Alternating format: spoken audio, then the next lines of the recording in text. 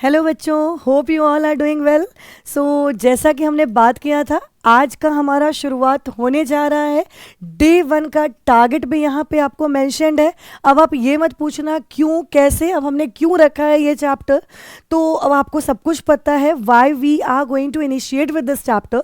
तो चलिए, आज की जो शुरुआत आपकी होगी वो इसी चैप्टर के साथ होगी, ठीक है। So you guys are ready ना? तो चलो समझते हैं आज हमें करना क्या क्या है। छोटे छोटे पार्ट्स को बड़े आराम आराम से हम करना समझना शुरू करते हैं। मेरे पास ज़्यादा तो टाइम है नहीं, क्योंकि जब तक आप चाय पी रहे हो, कॉफ़ी पी रहे हो, इतनी देर भी मुझे वॉच करोगे, जैसा कि मैंने आपको बताया था, इससे ज़्यादा टाइम मुझ पर वेस्ट नहीं करना है, अपनी पढ़ाई पर ज़्यादा वेस्ट करना है। तो देखो कैसे काम करने वाले हैं।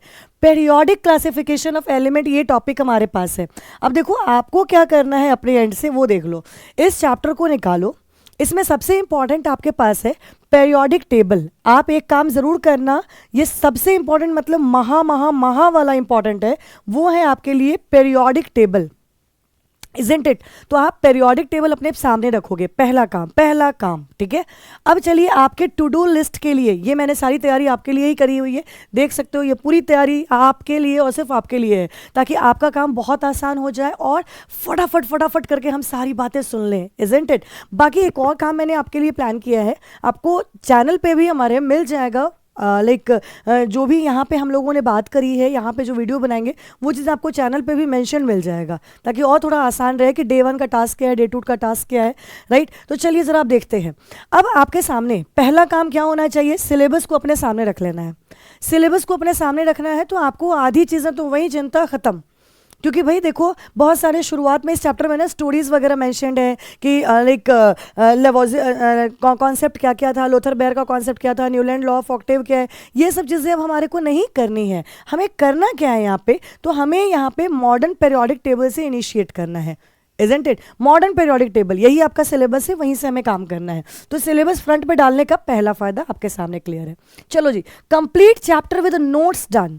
अब देखो, नोट्स जो है ना, ये नोट्स का मतलब क्या होता है, it is not your self notes. Actually ये कैसा नोट आपका रहेगा, ये वो नोट है जो आपने इतने दिनों में 6 मंथ 8 मंथ और 10 मंथ्स में जो आपने लाइक स्टडी किया है, जो भी सोर्स आपका रहा है, please don't change your source at this point of time.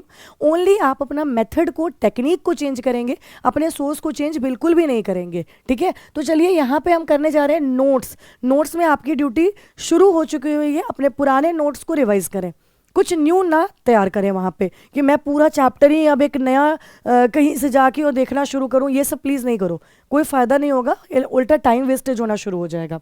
Next, आपको इस चैप्टर को करने से पहले मैंने क्या बता रखा था कि पेरियोडिक क्लासिफिकेशन इनिशिएट करो, उससे पहले आप कुछ चीज़ों को रिवाइज कर लेना। एक तो क्वांटम नंबर, और दूसरा हमारा हो जाएगा electronic filling.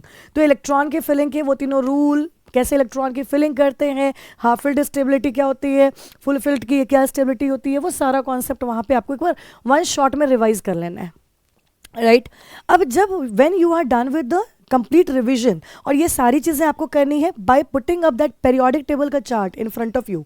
Without periodic table बिल्कुल मत करना, मज़ा ही नहीं आएगा, ना कंप्लीट होगा। क्योंकि हम अपने पर डे का टारगेट, यहाँ पे पर डे का टारगेट ये फिक्स कर रहे हैं।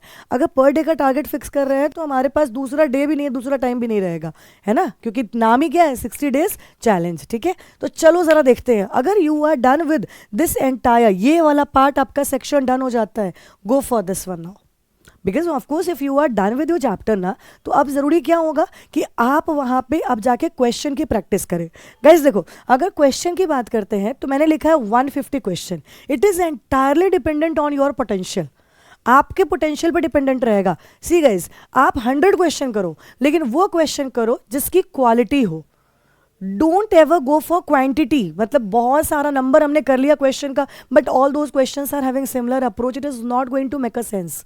सो what we have to do, हमें यहाँ पे क्वालिटी क्वेश्चंस करने हैं, क्वालिटी क्वेश्चंस करने। तो 150 क्वेश्चन अगर मैंने बोला है, दिस इज समवेयर मैंने एक मिडवे निकाला है आपके लिए, सो दैट मतलब लाइक इतना हो कि आप मतलब अगर 200 करते हो तो अपने आप में वाव वाव वाली फीलिंग लेके घूमो। अगर आप 100 कहते हो तो दुखी मत हो जाए, चलो ठीक है 50 ही तो पीछे रह गए, ऐसा वाला फीलिंग रहा है। इसलिए हमने ये 150 क्वेश्चन का टारगेट सेट किया है। अब देखो, इसमें भी आप जो मॉड्यूल फॉलो कर रहे हो, प्लीज़ उसको चेंज मत करो, उसको भी चेंज नहीं करना है आपको। You don't have to rush to different things in the market, because this entire market is flooded with बहुत सारी चीज़ें। Now you have to be selective. आपको अपनी चीज़ पे ध्यान देना है। आपका मेथड्स में आप नए चेंजेस ला सकते हो, जैसे कि हाँ मुझे कैसे पढ़ना है, मैं कैसे करूँ ये काम, बट मैं क्या करूँ, मेरा नोट्स कौन, ये मेरा नोट्स है और मेरे को कोई पढ़ के दे दो, ऐसा नहीं करना है ना, थोड़ा ध्यान रखना।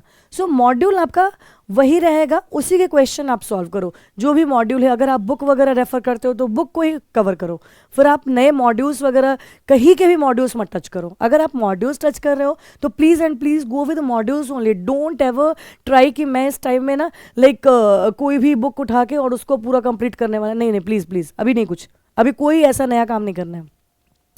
PYQ, अरे बाप रे, इसको कैसे छोड़ सकते हो, ये बिल्कुल ही नहीं छोड़ना है, बिकॉज इसमें एटलीस्ट आपको आपको 10 ईयर का PYQ, आपके पास बुक्स वगैरह होंगी, नहीं तो भी वो मार्केट में भी अवेलेबल होती हैं, राइट। मैं ये एडवाइस करूंगी जो चैप्टर वाइज वाली बुक होती हैं जिसमें PYQ क्वेश्चंस जो हैं प्रीवियस ईयर के वो मेंशन्ड होते हैं, लेकिन वो चैप्टर वाइज फॉर्म में, so that you can gain on idea that which chapter is. कुछ तो ऐसे होते हैं जो टॉपिक वाइज में मेंशन्ड होते हैं, तो उनके लिंक वगैरह मैं दे दूंगी अगर आपने मांगा और आपके एंड से रिक्वायरमेंट आती है तो।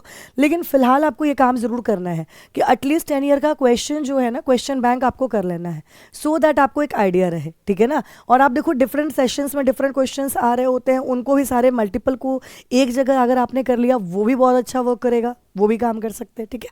चलो, previous test, what do we understand by previous test? क्या है प्रीवियस टेस्ट? प्रीवियस टेस्ट का मतलब बच्चों ये होता है कि अगर आपने जो ये 6, 8 मंथ और 10 मंथ का ड्यूरेशन जो आपने दिया है, राइट, और जो ये लाइक अगर if you are in class 12 right now, तो अगर आपने ये जो 2 ईयर का टाइम अप्रॉक्सीमेटली दिया है, उसमें आपने कहीं पे भी कुछ टेस्ट वगैरह तो दिए होंगे, उस टेस्ट के पेपर्स होंगे, क्वेश्चन पेपर्स होंगे, तो आप उस क्वेश्चन पेपर को ही मतलब एक तरह से लाइक सॉल्व करना शुरू कर दो। टाइम परमिट करता है, सॉल्व करना शुरू कर दो, पॉइंट। अगर आपने एक अच्छा काम पहले से कर रखा है, दैट इज आपने ये मार्क कर रखा है कि ये क्वेश्चन आपसे गलत हुआ था, तो मैं कहूँगी इसमें आपका टाइम बहुत बचेगा, ठीक है ना। फिर आप वो क्वेश्चन को ही जो आपने मार्क करके रखा हुआ, if you are a sincere student guys, तो आपने ज़रूर ये सब चीज़ें कर रखी होंगी, राइट, ऐसा मुझे फील हो रहा है, ठीक है। नहीं भी करा हुआ है तो वन शॉट में देखो और करो ये काम जितनी जल्दी हो सके, ठीक है ना। सो प्रीवियस टेस्ट जो है उसके क्वेश्चन एटलीस्ट जो आपको वन शॉट में नहीं सॉल्व हुए हैं वो क्वेश्चंस आपको प्लीज एंड प्लीज ट्राई करना है, ठीक है ना। Last but not the least आपको क्या कर लेना है, इसमें नोटबुक बना। देखो इसमें ना मैंने जो डाला है आपको, सो बहुत सारी चीज़ें ऐसा कर दिया है मैंने कि लाइक एक कलेक्टिव वे में आपके पास चला जाए। जैसा कि मैंने आपको बताया ना कि मैं साथ के साथ आपको चैनल जो हमारा व्हाट्सएप चैनल है उस पर भी मैं मेंशन कर दूंगी कि डे 1 का क्या है strategy for day 2, day 3, day 4, ये सारी चीज़ें मैं मेंशन कर दूंगी, राइट। तो आपके पास ये बहुत सारी चीज़ें इसमें से कॉमन रहेंगी। Yes, it is dependent on the chapter as well, तो थोड़ा ये ध्यान रखना कि ऐसा नहीं कि अब इसी को कॉमनली ले लेना, सिर्फ इसी से नहीं होगा, तो आप ज़रा मिलते जुलते ऐसे ही रहना।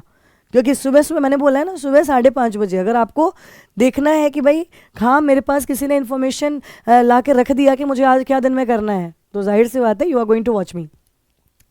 और आ जाइए नेक्स्ट हमारे पास नोटबुक। ये कैसी नोटबुक है? अभी तो मैंने मना किया था आपको नोट्स वोट्स कुछ नया नहीं करना है, नया नहीं करना है।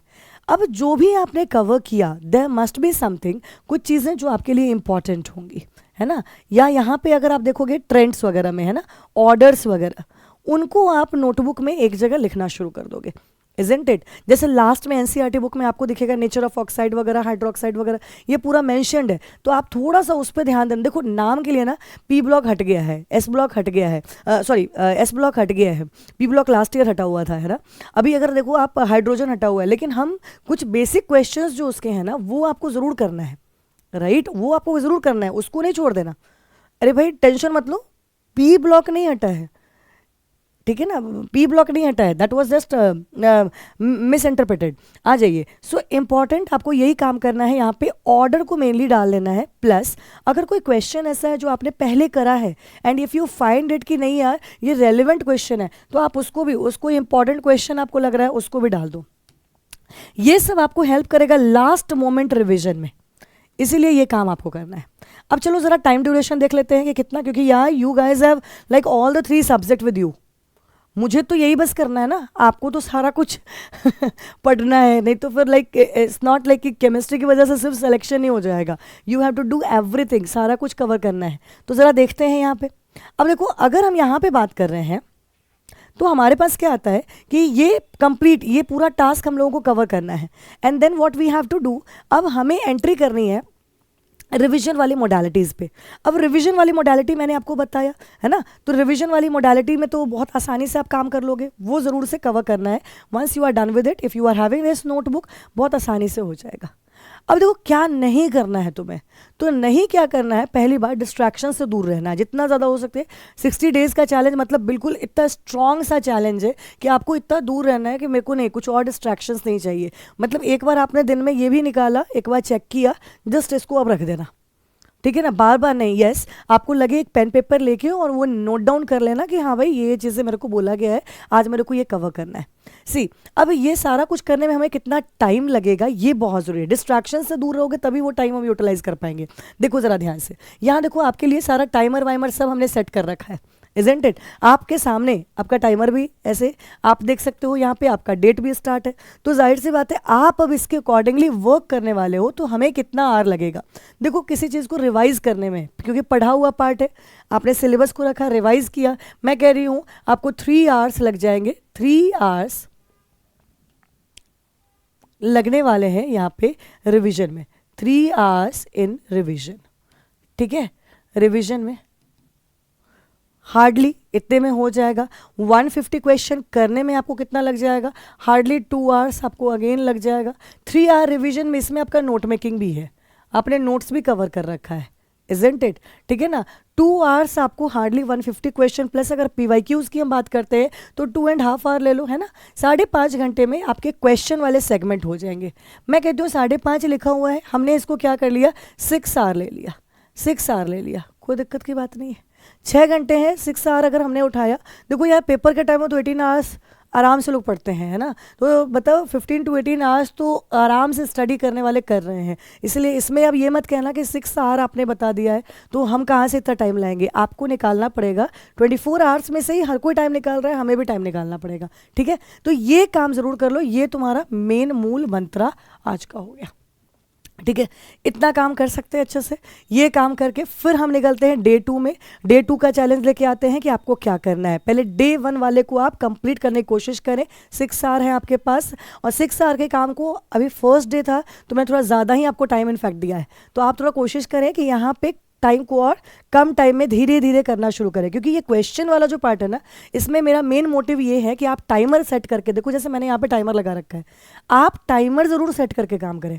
क्योंकि टाइमर सेट करके काम करोगे ना तो तुम्हें पता चलेगा कि मुझे ना कितने क्वेश्चन कितने टाइम में हो रहे हैं, और ये आपकी स्पीड को बहुत अच्छी मेंटेन करेगी, ठीक है। तो चलो भाई, तो शुरू हो जाओ, आज की तैयारी अपनी शुरू करो, कैसे पढ़ाई वढ़ाई करनी है। एंड तब तक के लिए bye bye, good luck, all the best.